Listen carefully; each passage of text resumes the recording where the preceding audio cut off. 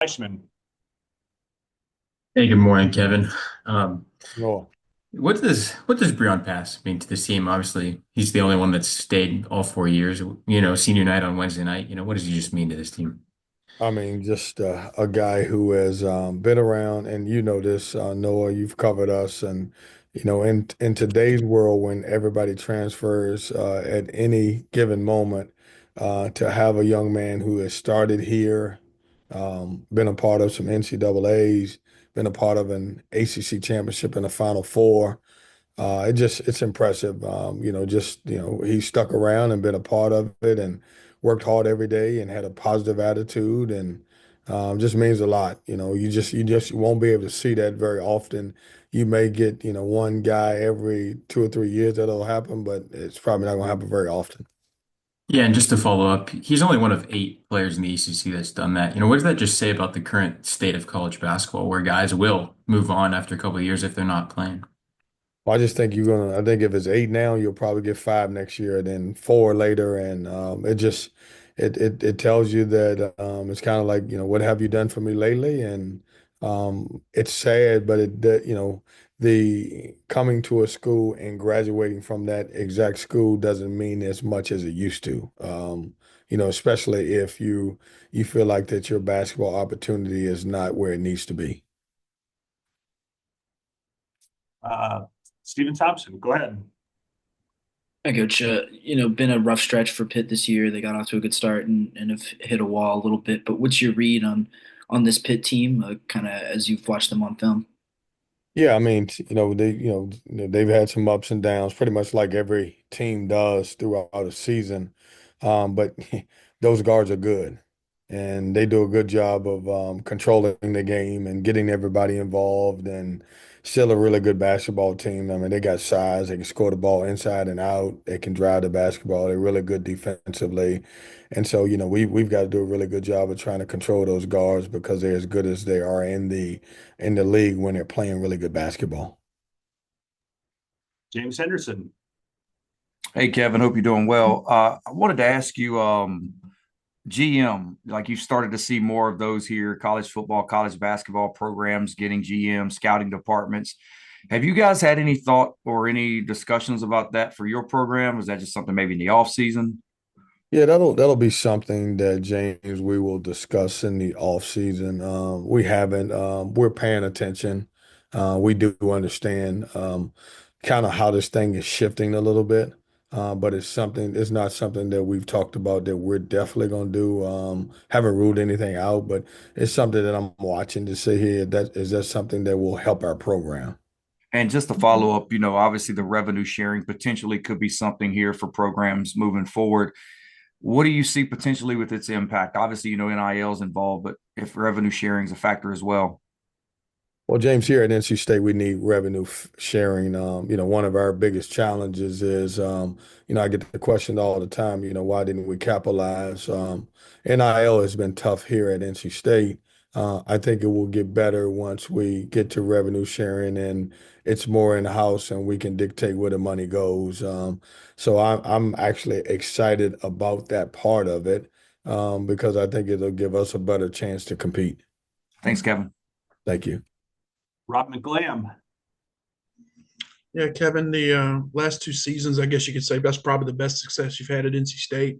And your rotations then tended to be a lot tighter. I know, for Mhm. example, at Oakland, when Diarra fouled out, you put in Taylor at the 4, and he hit the big shot to beat Oakland.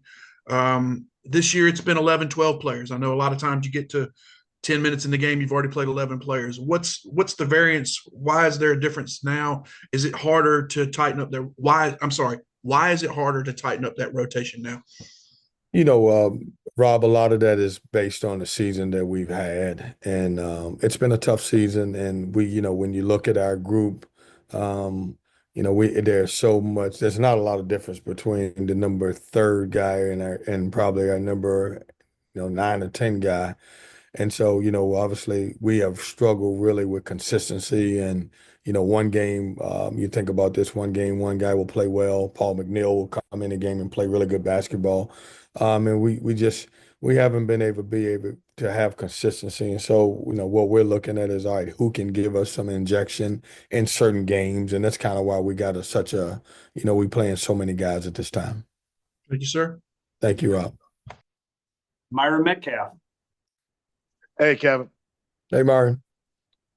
You've obviously coached some of the best players that have come through this league. You coached against some great players. I'm wondering about Cooper Flagg. Was there a moment in your matchup against him where he did something that just sort of exemplified the talent that's made him a National Player of the Year contender?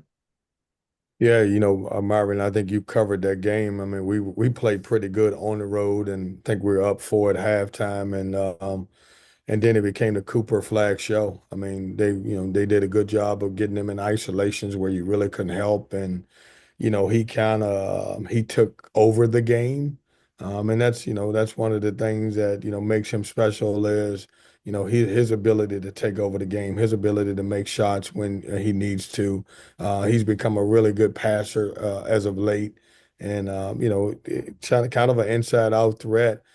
Because if you put a smaller guy on him, he can take him down low and post him, and bigger guys really struggle with him on the perimeter. But I think his ability to take over the game, especially I speak for our game, he played great down the stretch for them. And then, Coach, you've obviously made some great runs in the postseason. When you hear people this year say, quote, the ACC is having a down year, how do you respond to that? Well, it's not. I don't like it at all. If you look at us, we're projected in the last ones that I read that get 3 teams in there, and I just don't think people take in consideration the conference season anymore. It's almost like you can stop playing after November and December because everybody has their mind made up about who you are. And it's really tough, Myron, because sometimes transfers, and look at our situation last year, you may not come together until really late in the season. You're probably playing your best basketball as you move forward. And I think right now, especially our league, we have been judged so heavy based on what happens in November and December. But on the flip side is when we do get in the tournament, we perform a lot better than most conferences. Thanks a lot, Coach. Thanks. Jaden Watson Fisher.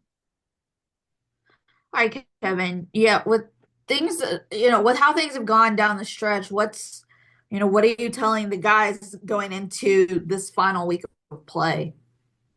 We want to finish strong. I mean, Jaden, you've covered us the entire year, and our guys are fighting. We just we've been on the short end for a lot of games, and we have 2 good opportunities here. We got a really good Pitt team coming here on Wednesday, and we want our guys to try to finish strong. It hasn't been the season that everybody dreamed of, especially us in the program.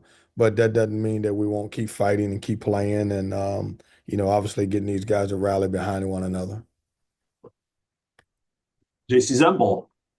Marcus Hill is such a unique player in terms of his driving ability, and it's clear that he would be an asset next year if he wants to come back. Have you had any conversations with him about senior day or what his future holds and the whole junior college ruling? We haven't, JC. Obviously when we got back, from Georgia Tech, we took off yesterday. We'll start preparing the next couple of days for Pitt. But we haven't talked about, had the conversation with any guy about, returning or not returning. Those will be conversations that we will have, as the season comes to a close.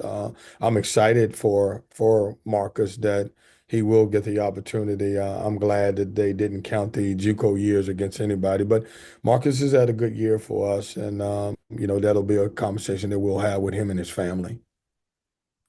Ryan Murphy.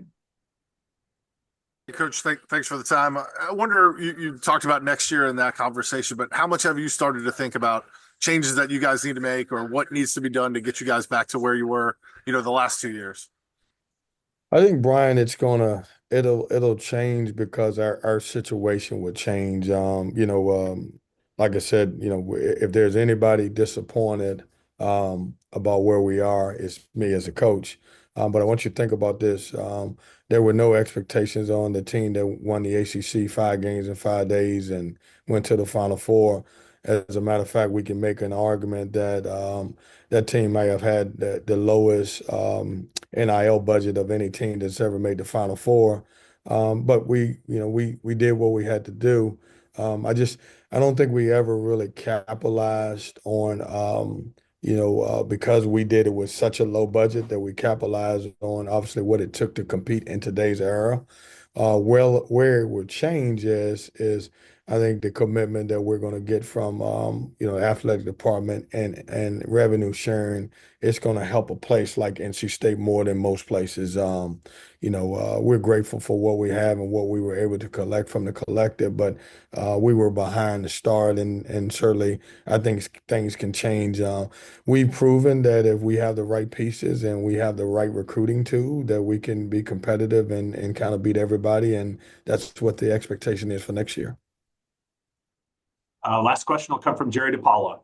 I guess, Kevin, I know you probably talked about this a lot last year, but what's the secret? And I want to get your fresh thoughts this year. What's the secret to coming from the second half of a conference on our way to the Final Four? Hey man, Jerry, I can't give that secret. Hey, we want that opportunity. No, you know what? I will say one thing is that, your bunch the one thing I will say is your bunch has to be connected. If your bunch can be connected, then anything's possible. But I can't share everything because then I will be asking for some revenue sharing if I gave that up. Thank you. Thank you. Kevin, thank you for the time. Appreciate it. Thanks.